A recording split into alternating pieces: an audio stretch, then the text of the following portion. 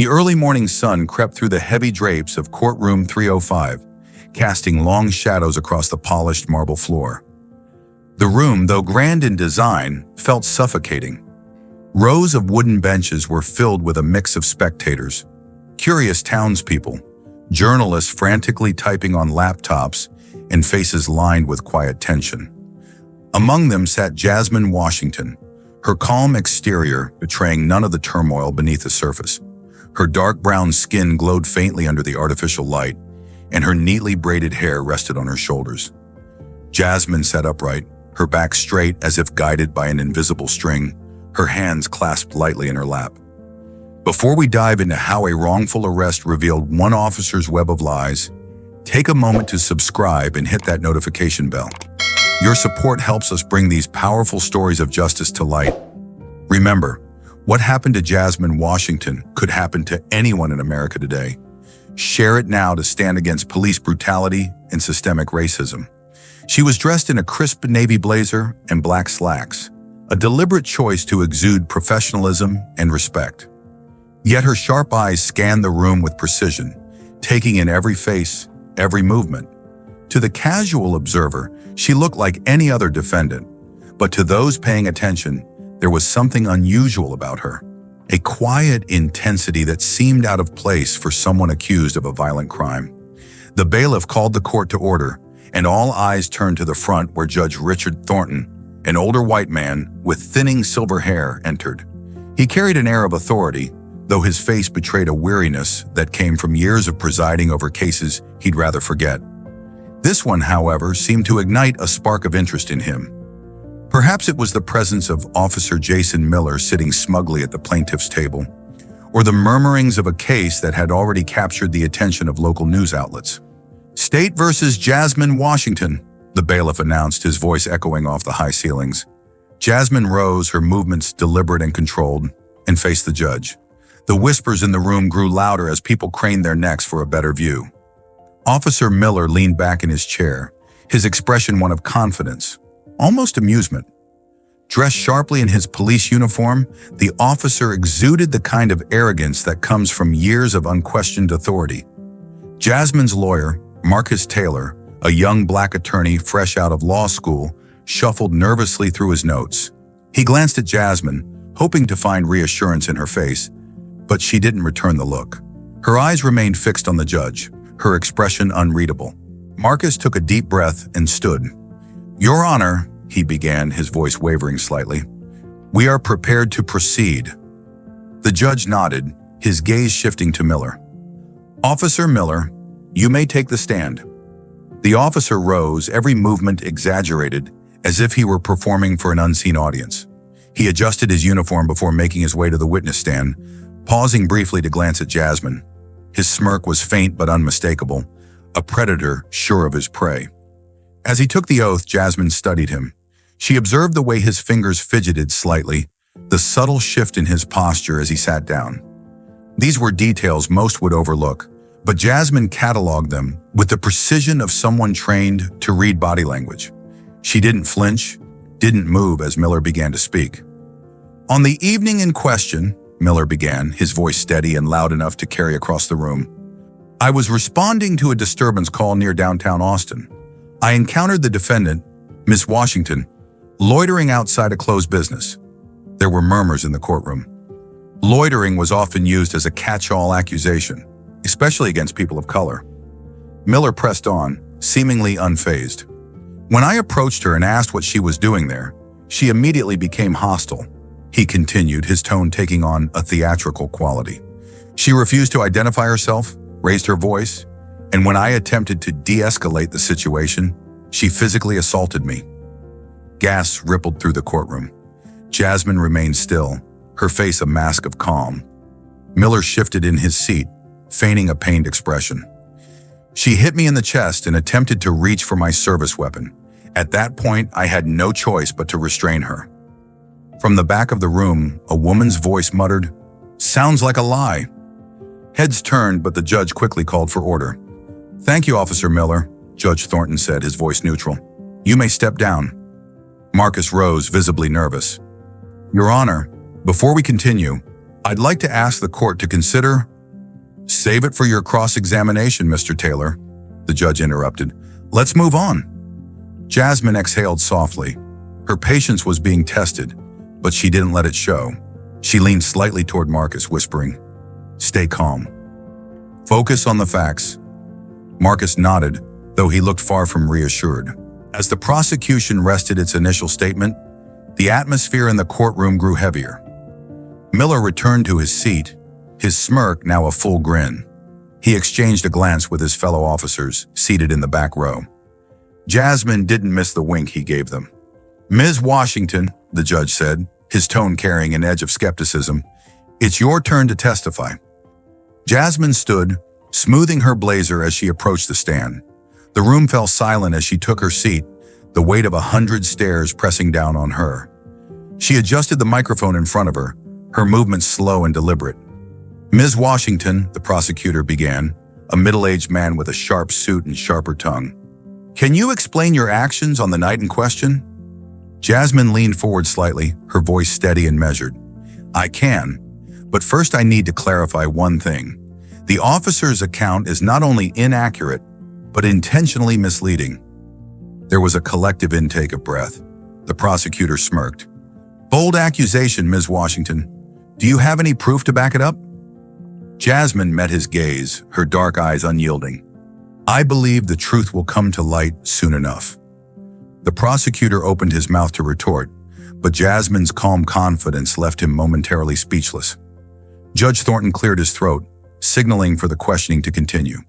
As Jasmine began to recount her version of events, the tension in the room became palpable. The audience hung on her every word, sensing that this was no ordinary defendant. Unbeknownst to everyone, the wheels of justice were already turning, and the carefully constructed lies of Officer Miller were beginning to unravel. Jasmine sat on the stand, her posture as unwavering as her composure. She took a moment before speaking, her hands resting lightly on the edge of the wooden railing. The courtroom silence was suffocating, every breath held in anticipation of what she might say. Her voice, when she finally spoke, was calm but carried an undeniable strength. "On the night in question," she began, her eyes sweeping across the courtroom, "I was on my way home from visiting a friend. I stopped near the corner of 6th and Congress to check my phone for directions." She paused briefly, allowing the detail to sink in. "That's when Officer Miller approached me." The prosecutor leaned forward, ready to pounce. "And you're saying this encounter was completely unprovoked?" Jasmine tilted her head slightly, her expression unwavering. "Not entirely. I was standing on the sidewalk, which as far as I know isn't illegal. He approached me with his flashlight pointed directly at my face and asked, in a tone I wouldn't call friendly, what I was doing there. "And how did you respond, Mr. the prosecutor asked, his voice tinged with skepticism. "I told him I was checking directions," Jasmine replied evenly. "He asked for my identification. I asked if I'd done anything wrong." The prosecutor seized the moment. "So you questioned his authority?" "I questioned his motive," Jasmine corrected, her voice firm but not aggressive. "I wasn't obstructing traffic, trespassing, or causing any disturbance. I wanted to know why he was asking for my ID." There was a ripple of murmurs in the courtroom. Judge Thornton banged his gavel lightly. "Order in the court," Jasmine continued, her tone unchanging. "When I asked for clarification, he raised his voice and accused me of being uncooperative. I told him I wasn't trying to cause any trouble, but before I could say anything else, he grabbed my arm." Her words hung in the air, heavy and undeniable. Prosecutor raised an eyebrow, clearly trying to decide how to twist her testimony to his advantage.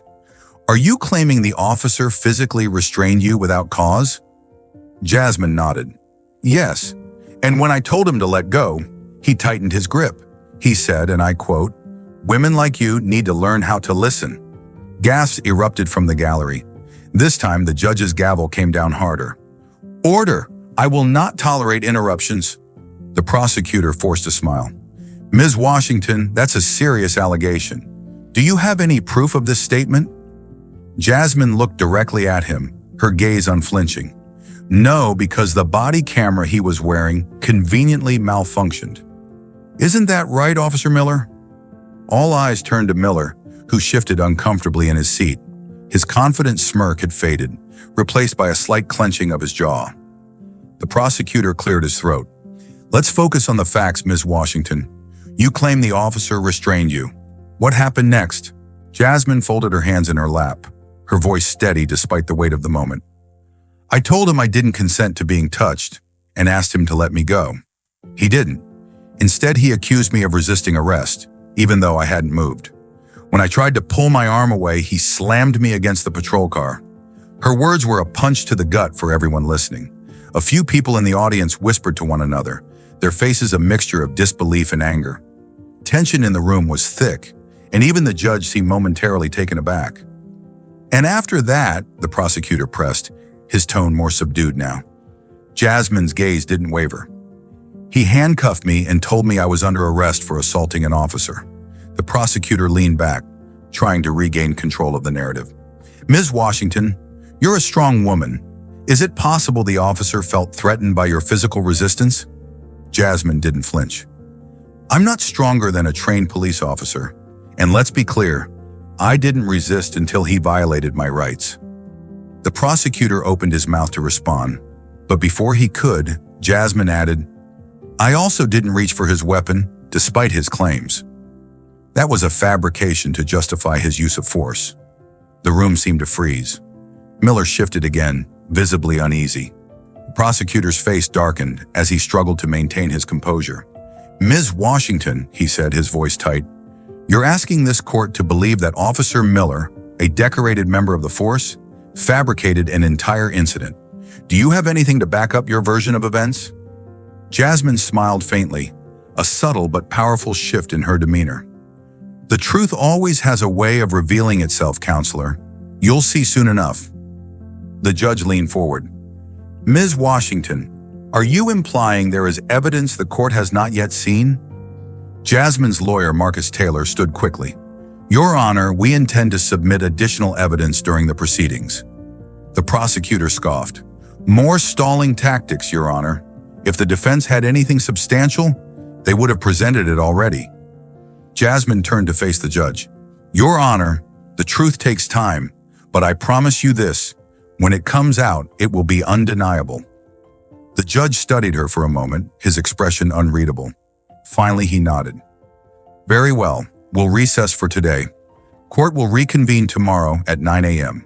As the gavel came down, the courtroom erupted into whispers. Jasmine rose from the stand, her movements calm and deliberate. She walked past Officer Miller, who avoided her gaze and joined her lawyer at the defense table. "Are you sure about this?" Marcus whispered, his voice filled with doubt. Jasmine placed a hand on his arm, her grip steady and reassuring. "Trust me, Marcus. Tomorrow the truth will speak louder than anything Miller could ever say." As she walked out of the courtroom, the murmurs of the crowd followed her, a mix of curiosity and speculation. Outside, the sun was setting, casting Austin in a warm, golden glow. Jasmine paused on the courthouse steps, her eyes scanning the horizon. The fight was far from over, but she was ready. She had always been ready. The courthouse emptied slowly, the day's tension still clinging to the air like a heavy fog. Jasmine stood at the edge of the courthouse steps, her silhouette framed against the orange hues of the setting sun.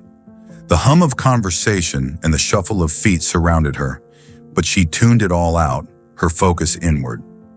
She had faced tougher battles before, ones where survival wasn't guaranteed. But there was something uniquely suffocating about fighting in a courtroom where the truth could be buried under lies. Marcus appeared at her side, his face a portrait of concern. The young lawyer clutched his briefcase tightly, as if it contained not just papers but the weight of his responsibility to her. "Jasmine," he said hesitantly, his voice low enough to avoid drawing attention, "we need to talk." She turned her head slightly, her gaze calm but unyielding. "What's on your mind, Marcus?" He exhaled deeply, his breath visible in the cool evening air. "You have to tell me what you're holding back. The judge knows it, the prosecutor knows it, and Miller, he's getting nervous. Whatever ace you're hiding, I need to know before we walk back into that courtroom tomorrow." Jasmine's lips curved into the faintest of smiles. "You'll know when the time is right." That's not enough, he pressed, lowering his voice even further. I'm your lawyer. If we're going to win this, I need to be prepared for whatever bombshell you're planning to drop. She studied him for a moment, the weight of her silence pressing down on him like a physical force. Finally, she nodded. Meet me at my house tonight. I'll tell you everything. Marcus blinked, startled by the sudden shift. You will? I will, she said firmly. But not here. Jasmine's modest home sat on the outskirts of Austin, surrounded by tall oak trees that swayed gently in the night breeze. The faint glow of a porch light illuminated the walkway, casting long shadows across the gravel path. Marcus pulled up in his car, stepping out cautiously. The quiet of the area was almost unnerving after the chaos of the courtroom. He knocked lightly on the door, and Jasmine answered almost immediately, as though she'd been standing there waiting. She wore a simple army sweatshirt and black leggings, a stark contrast to the poised appearance she'd maintained earlier in the day. Her hair was tied back, and her expression was unreadable. Come in, she said, stepping aside. Marcus entered, his eyes scanning the space. The living room was neat and sparsely decorated, with only a few personal touches. A framed photograph of a younger Jasmine in an army uniform, her arm around an older man in a similar uniform, a folded American flag displayed in a glass case on the mantel, a bookshelf filled with titles on leadership, strategy, and history. You live alone? He asked, more out of curiosity than anything else. For now, she replied, gesturing for him to sit on the couch. Drink? No, I'm fine, he said, sitting down stiffly and setting his briefcase at his feet. I'm here for answers, Jasmine. No distractions. She smirked faintly, appreciating his determination. Fair enough. She moved to the bookshelf, pulling out a leather-bound folder. It was worn but well-maintained, the edges frayed slightly from years of use. She placed it on the coffee table in front of him and sat across from him in a chair. Marcus eyed the folder but didn't reach for it. What's this? My service record, she said simply. Everything you need to know about me. He hesitated. You're serious? You're just giving it to me? You're my lawyer, she said. You need to know who you're defending. Marcus opened the folder carefully, his fingers brushing against the pages inside. There were neatly organized documents, discharge papers, commendations, training certifications. His eyes widened as he scanned the contents. Wait, he muttered, flipping through the pages faster. You were a Green Beret, she finished for him. Captain Jasmine Washington, retired. Special Forces. He stared at her, his mouth slightly open. Jasmine, this changes everything. Why didn't you tell me before? Because it's not just about who I was, she said, leaning forward. It's about what Miller represents.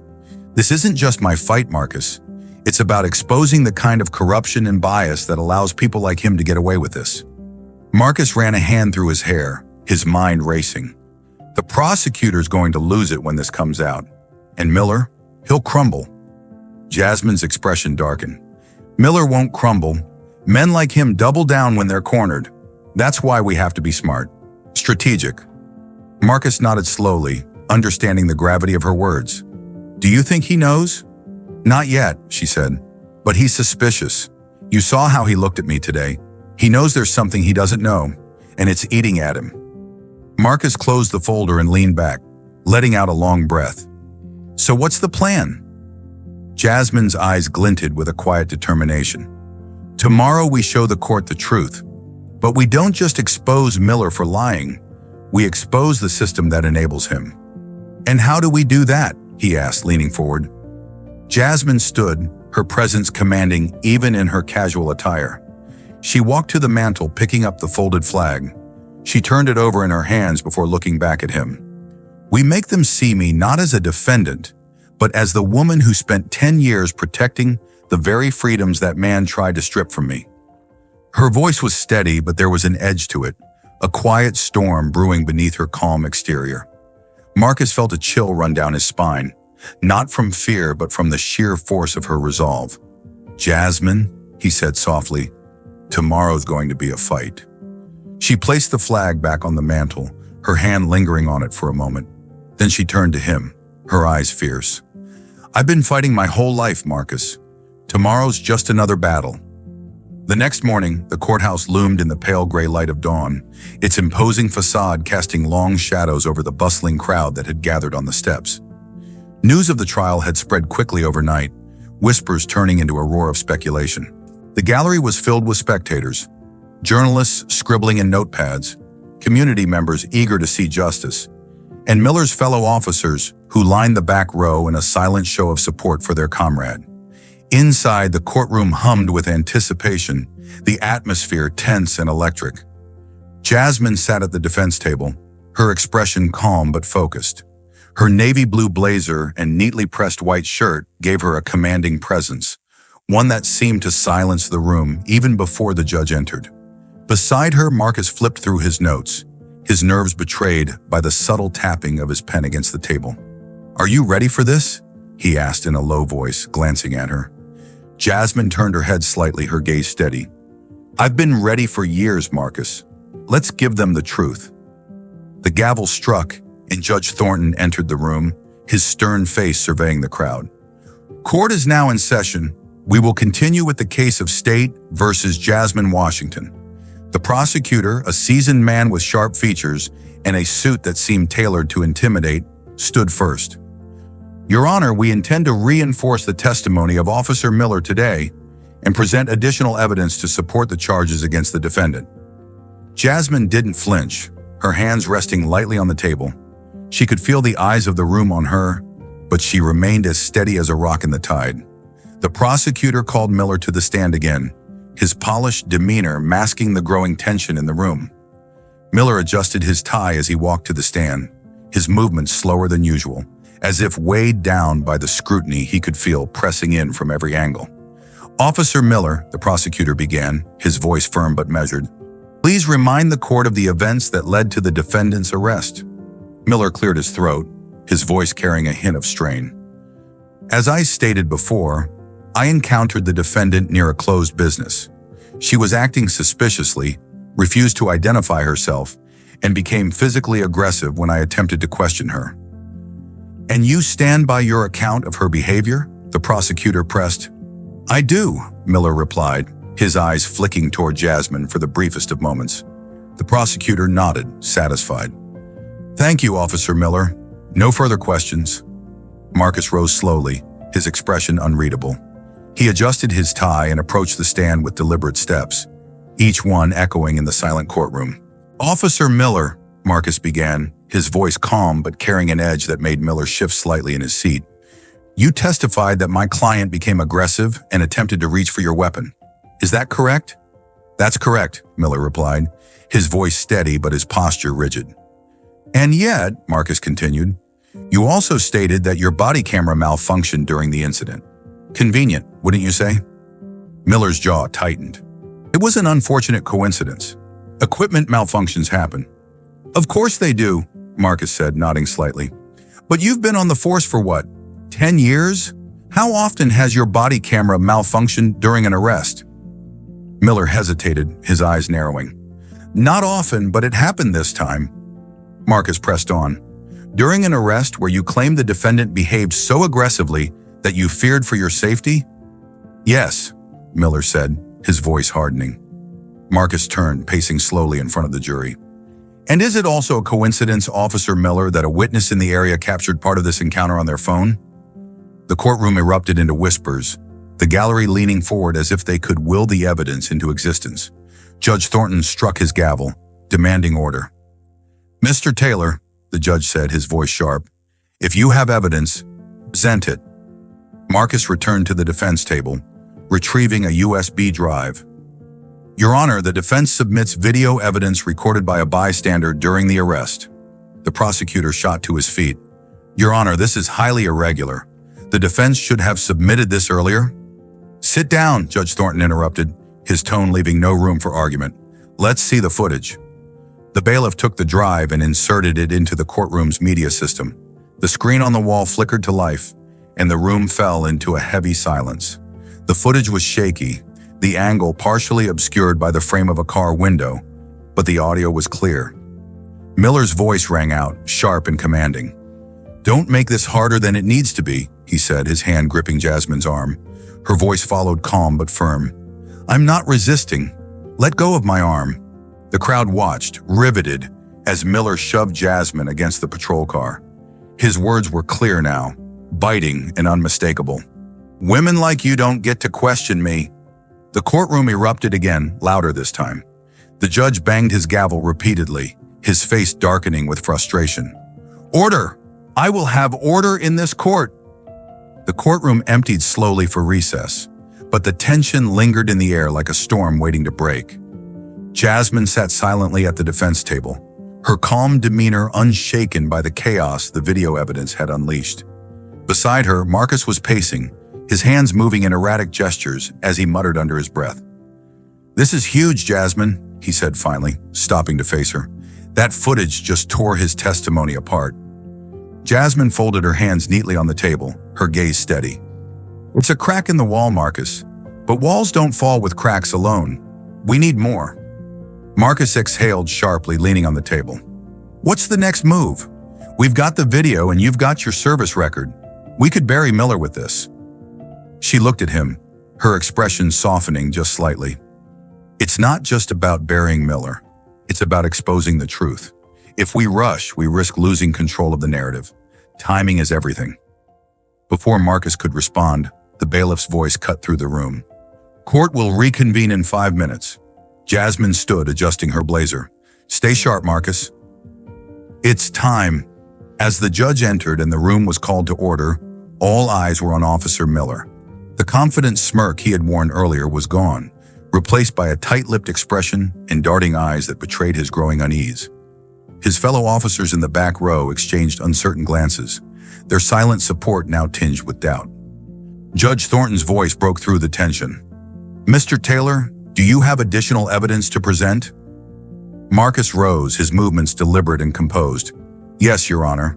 The defense would like to call the defendant, Jasmine Washington, to the stand." The room buzzed with renewed interest. Jasmine stood, her steps measured as she approached the witness stand. She didn't rush, didn't falter. Her presence alone seemed to command the room's attention, and when she sat, her posture was as straight as a soldier at attention. "Ms. Washington," Marcus began, his tone steady, "you've heard the accusations against you: resisting arrest, assaulting an officer, attempting to seize a weapon. Are these accusations true?" "No, they are not," Jasmine replied firmly, her voice carrying across the room. Marcus nodded. "Then let's talk about what really happened that night. In your own words, tell the court how your encounter with Officer Miller unfolded." Jasmine took a slow breath, her gaze sweeping the room before settling on Marcus. "That night, I was heading home after visiting a friend. I stopped to check my phone for directions when Officer Miller approached me. He asked what I was doing there, and I told him. When he asked for my ID, I questioned why he needed it. I wasn't doing anything illegal, and I wanted to know what his reasoning was." "And how did he respond?" Marcus asked. Jasmine's jaw tightened slightly. "He accused me of being uncooperative. When I tried to explain myself, he grabbed my arm and refused to let go, despite me telling him I hadn't done anything wrong." Marcus took a step closer to the jury, his voice rising slightly. "Did you threaten him in any way?" "No," Jasmine said firmly. "I told him to let go of my arm. When I tried to pull away, he shoved me against the patrol car and handcuffed me. He then accused me of reaching for his weapon, which is a complete fabrication." The gallery murmured again, but Jasmine wasn't finished. "His actions weren't about law enforcement," she continued, her voice steady but charged with emotion. "They were about control, about asserting power over someone he assumed couldn't fight back." Marcus paused, letting her words hang in the air. "Ms. Washington, there's been a lot of speculation about your background. The prosecution has painted you as an ordinary civilian who suddenly turned violent. Is there more to your story that the court should know?" Jasmine's eyes met Marcus's, and for the first time, her calm exterior gave way to a flicker of something deeper: resolve, strength, and perhaps a hint of anger. "Yes," she said, her voice carrying the weight of decades of experience. "There is more." The room held its collective breath as Jasmine leaned forward slightly, her hands resting on the edge of the stand. "I am Captain Jasmine Washington, retired U.S. Army Special Forces," she announced, her voice cutting through the silence like a blade. "I served my country for 10 years, including in some of the most dangerous combat zones in the world. I've led teams on missions that require discipline, precision, and strength, qualities that I carry with me every day. Gasps rippled through the courtroom, followed by a stunned silence. Even Judge Thornton seemed momentarily taken aback, his gavel frozen in midair. Miller's face turned pale, his jaw tightening as if he were physically holding back his reaction. Marcus stepped forward, his voice rising. Ms. Washington, as a Special Forces soldier, you were trained to handle high-pressure situations. Did you use any of that training during your encounter with Officer Miller? Yes, Jasmine said without hesitation. I used it to stay calm, to de-escalate the situation, and to protect myself from harm without resorting to violence. And did you at any point attempt to harm Officer Miller or reach for his weapon? Marcus asked. No, Jasmine said, her voice firm. My training taught me how to assess threats and respond appropriately. Miller wasn't a threat to my safety, he was a threat to my dignity, and I refused to let him strip me of that. The courtroom erupted once more, louder this time, as the weight of Jasmine's words settled over the room. The judge banged his gavel repeatedly, his face a mixture of frustration and awe. Order! I will have order in this court! When the noise subsided, Marcus turned to the jury, his voice steady but filled with conviction. Ladies and gentlemen of the jury, you've heard Officer Miller's version of events, and now you've heard the truth from a woman who has spent her life defending this country. The question you need to ask yourselves is simple. Who do you believe? The prosecutor remained seated, his face pale and his eyes fixed on the table in front of him. Miller stared straight ahead, his hands clenched tightly on the arms of his chair. As Jasmine stepped down from the stand, the weight of her testimony lingered in the room. She returned to her seat, her head held high, and leaned toward Marcus. Now, she said softly, let's see how long that wall holds. The tension in the courtroom was almost suffocating. Officer Jason Miller sat at the plaintiff's table, his face pale and glistening with a sheen of sweat. The composure he had carried into the courtroom earlier was gone, replaced by the faint tremble in his hands as he gripped the edge of the table. His fellow officers, who had been a silent wall of support in the back row, exchanged uneasy glances. They had come to see justice served, or so they thought, but now doubts were creeping into their minds like unwelcome shadows. The judge, his usually stoic face showing hints of weariness, looked over the room before turning to Miller's lawyer. Mr. Reynolds, does the prosecution wish to proceed with redirect, or do you need a moment to reconsider your strategy? The prosecutor, William Reynolds, rose stiffly from his seat, his carefully curated demeanor showing the first signs of a crack. He adjusted his tie as if tightening a noose and stepped toward the witness stand, his voice usually sharp and commanding, carrying a faint edge of desperation. Your Honor, he began, we intend to call Officer Miller back to the stand to clarify some inconsistencies. The judge nodded, his eyes narrowing slightly. Proceed. Miller stood slowly, his movements stiff as though weighed down by the growing scrutiny. As he walked to the witness stand, he avoided Jasmine's gaze, which followed him with a calm intensity. When he finally sat down, his hand trembled as he adjusted the microphone, a gesture that didn't go unnoticed by the jury. Reynolds approached, forcing a smile. Officer Miller, you've heard the defendant's testimony and her claims regarding your conduct. Do you have anything to say in response? Miller cleared his throat, his voice shaky but determined. Yes, her account of the incident is exaggerated. I acted within the scope of my duties. Reynolds nodded encouragingly. And the video evidence presented earlier, how do you explain what the court saw? Miller hesitated, his eyes darting toward the jury before returning to Reynolds. The video doesn't show everything, it's incomplete. It doesn't capture the context of her behavior leading up to that moment. And what context would that be? Reynolds pressed, his tone tightening. She was defiant, Miller said, his voice growing louder as if to regain some control. She refused to cooperate and challenge my authority. I had to act decisively to maintain order.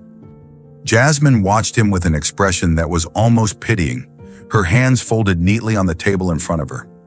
Marcus leaned toward her and whispered, "He's unraveling." She gave a small nod but said nothing, her focus unwavering. Reynolds continued, his voice growing more insistent. So you stand by your claim that the defendant attempted to reach for your weapon?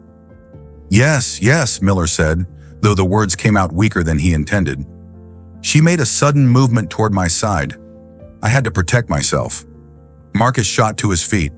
Your Honor, permission to cross-examine. Judge Thornton nodded curtly. Granted.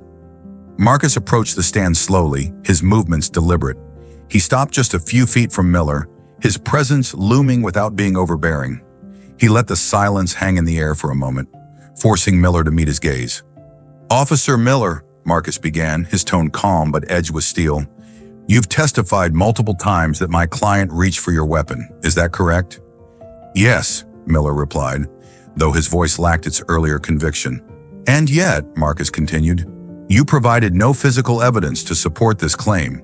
No fingerprints on your holster, no corroborating testimony, just your word. Miller's jaw tightened. I know what I saw. Marcus nodded slowly as though considering the statement. You know what you saw, he repeated, but the court has seen something else. Video evidence that contradicts your account, evidence that shows my client was calm and cooperative until you escalated the situation. That video doesn't tell the whole story, Miller said, his voice rising. It's taken out of context. Marcus tilted his head slightly. Out of context? Let's talk about context then. He turned to the jury, his voice growing louder. This is a man who approached a law-abiding citizen, demanded her identification without cause, and when questioned, resorted to force. A man who then lied under oath to cover his actions. The prosecutor objected, but the judge overruled him, motioning for Marcus to continue. Marcus turned back to Miller, his voice dropping to a cold, quiet tone. Officer Miller, you accused a decorated Special Forces veteran, a woman who has served this country with honor, of being a threat. Tell me, does it embarrass you to know that the person you tried to intimidate has faced dangers you couldn't begin to imagine? Miller flinched, his composure slipping further. That's irrelevant. She wasn't acting like a Special Forces soldier that night. And you weren't acting like a police officer. Marcus shot back, his voice sharp. You were acting like a bully who thought he could get away with abusing his authority. But you didn't count on her standing up to you, did you? The room was deathly silent, the weight of Marcus's words pressing down on everyone present. Miller opened his mouth to respond, but no words came out. Marcus turned to the judge. Your Honor, I have no further questions. Miller stepped down from the stand, his shoulders slumped as he returned to his seat. His fellow officers avoided his gaze, their earlier confidence in him now replaced with doubt. Jasmine watched him for a moment before leaning toward Marcus. The wall's starting to crumble. Marcus nodded, a small smile tugging at the corner of his lips. Let's finish the job. The courtroom was heavy with silence as Officer Jason Miller returned to his seat. His confident facade crumbled. He now looked like a man walking the edge of a crumbling cliff. The air in the room was dense, charged with unspoken tension. The jury exchanged glances, their expressions betraying growing unease. Even the judge, typically stoic and detached, leaned forward slightly as though sensing the tide turning in ways even he hadn't anticipated. At the defense table, Jasmine sat unmoving, her composure a stark contrast to Miller's unraveling. Her calm presence had begun to feel almost imposing, a quiet strength that filled the room more effectively than any words could. Marcus flipped through his notes one last time, his jaw tightening in determination. This wasn't just a case to him anymore. It was a reckoning. Judge Thornton cleared his throat, breaking the tense silence. Mr. Taylor, he said, his voice carrying a note of caution, the defense may proceed. Marcus stood, buttoning his jacket before addressing the court. Your Honor, the defense has one final piece of evidence to present. Evidence that will leave no doubt as to what truly happened on the night of my client's arrest. The gallery buzzed with whispers, the spectators craning their necks to see what would come next. Miller shifted uncomfortably in his seat, his knuckles white as he gripped the table. The prosecutor, William Reynolds, visibly tensed, his earlier confidence replaced with wary suspicion. Jasmine remained still, her gaze steady as Marcus retrieved a file from his briefcase. He held it aloft for the jury to see. Ladies and gentlemen of the jury, he began, his voice steady but firm. What you've heard in this courtroom over the past few days is a tale of two stories. Officer Miller would have you believe that my client, a woman with no prior criminal record and a career dedicated to serving her country, suddenly became violent and aggressive for no reason. But the truth is far simpler and far more troubling. He opened the file and pulled out a series of documents. This, he said, holding up the first page, is Officer Miller's personnel record. And what it reveals is a pattern of behavior that speaks to his credibility, or rather, his lack of it. The prosecutor leapt to his feet. "Your Honor, I object. This is irrelevant to the case at hand." Judge Thornton raised a hand to silence him. "Overruled. Mr. Taylor, you may continue." Marcus nodded and addressed the jury directly. Over the course of his career, Officer Miller has been the subject of multiple complaints: excessive force, racial bias, improper conduct. These complaints were either ignored or buried by the department, but today they come to light. He handed copies of the documents to the jury, who studied them intently. The murmurs in the gallery grew louder, and even the judge's expression darkened as he scanned the pages in front of him. "Let me be clear," Marcus said, his voice rising slightly. "This is not just about one bad decision. This is about a pattern of abuse, a pattern that culminated in the false arrest and mistreatment of my client." He paused, letting the weight of his words settle over the room, before turning toward Jasmine. And now it's time for her to speak her truth. Jasmine rose slowly, her movements deliberate and controlled. She walked to the front of the courtroom, standing tall and commanding as she addressed the jury. "My name is Captain Jasmine Washington," she began, her voice clear and steady. "For 10 years, I served in the United States Army as a Green Beret. I've been to places most people can't imagine, faced dangers most people will never know, and through it all, held myself to the highest standards of integrity and discipline." Her eyes swept over the jury, each word carrying the weight of her experience. "I have faced enemies on the battlefield, but I never thought I would face one in my own country. That night, I wasn't a threat. I wasn't breaking any laws. I was simply existing, something that, for people like me, often feels like a crime in itself." The gallery was silent now, the earlier murmurs replaced by a palpable sense of shame and reflection. Jasmine continued, her voice unwavering. "Officer Miller didn't see me as a person. He saw me as a target, a means to assert his power and control. But what he didn't see was my strength, my resolve, and my refusal to be silenced." She turned to face Miller directly, her gaze piercing. "You underestimated me, Officer Miller, but more importantly, you underestimated the truth, and the truth has a way of coming to light." Miller looked away, his face flushed with humiliation. The jury's eyes followed Jasmine, their expressions a mixture of awe and anger, not at her, but at the system that had allowed this to happen. Jasmine turned back to the judge. "Your Honor, I fought for this country. I fought for justice, and I'm here today to fight not just for myself, but for every person who has ever been wronged by those sworn to protect them." The room erupted into applause, despite the judge's gavel striking repeatedly.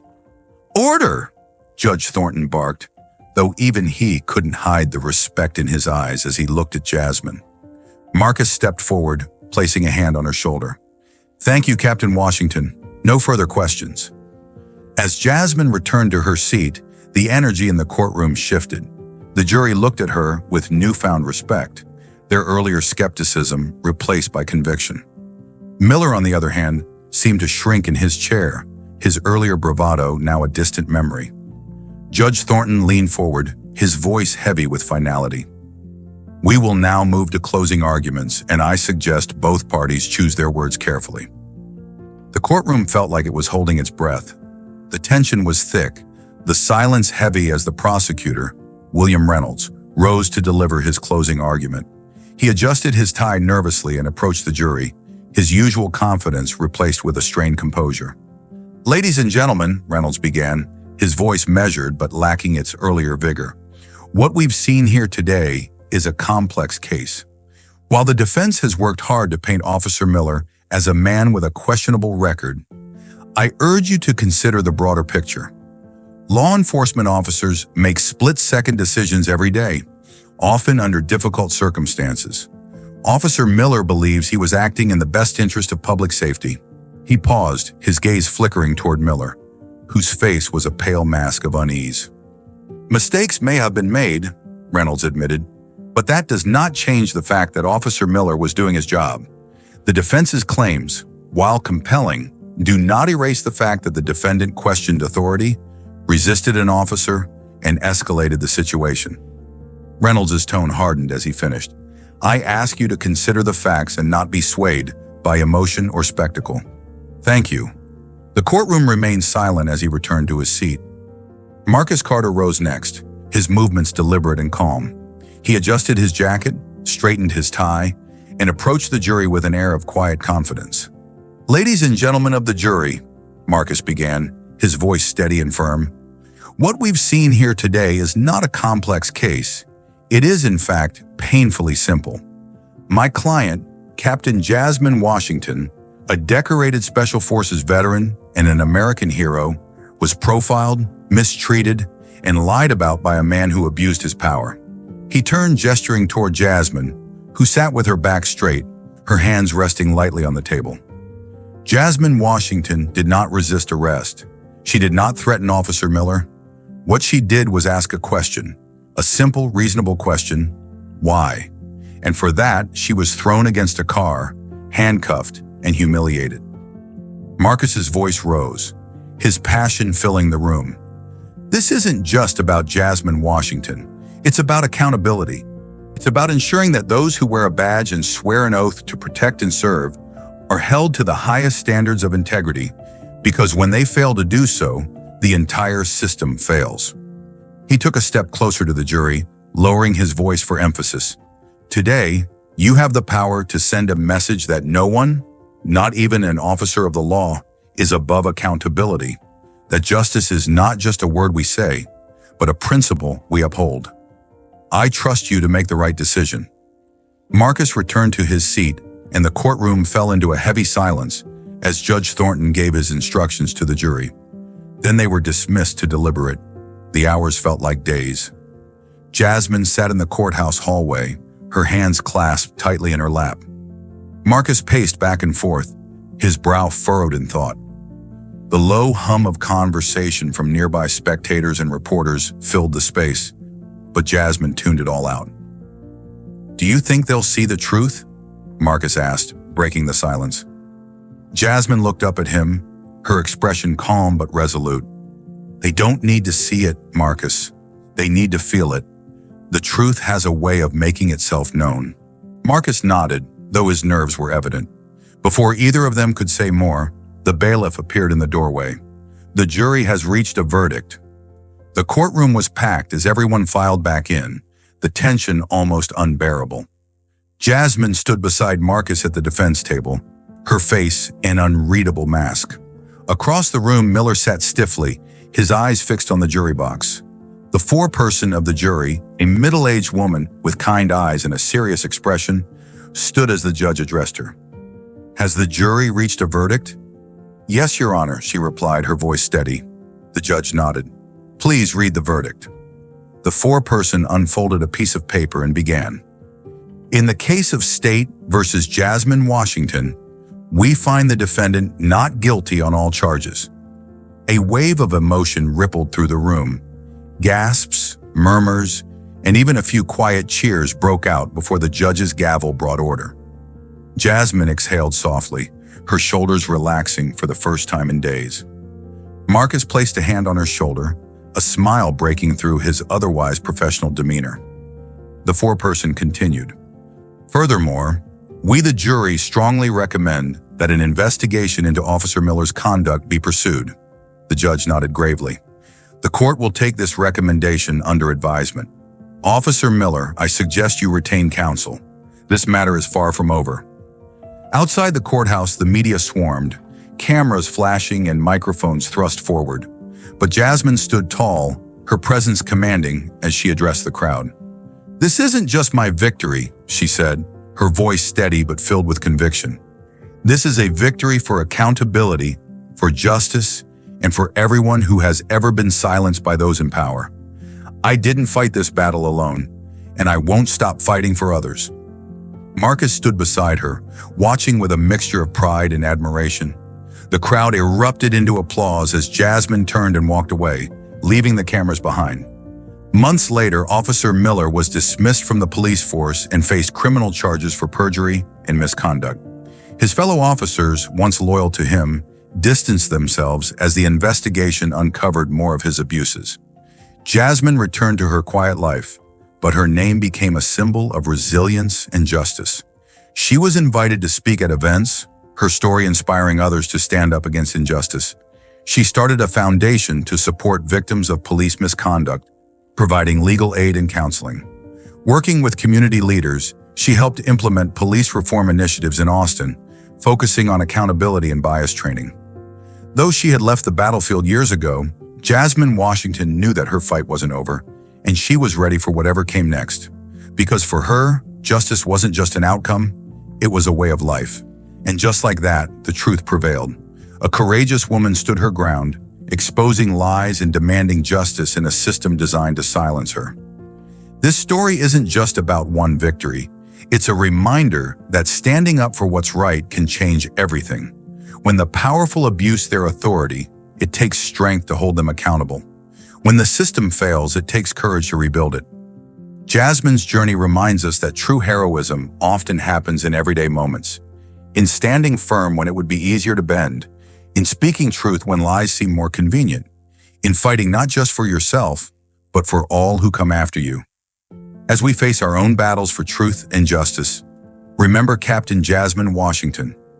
Remember that one person's refusal to accept injustice can inspire a movement. Remember that the walls of corruption, no matter how strong they seem, can always be brought down by the persistent force of truth.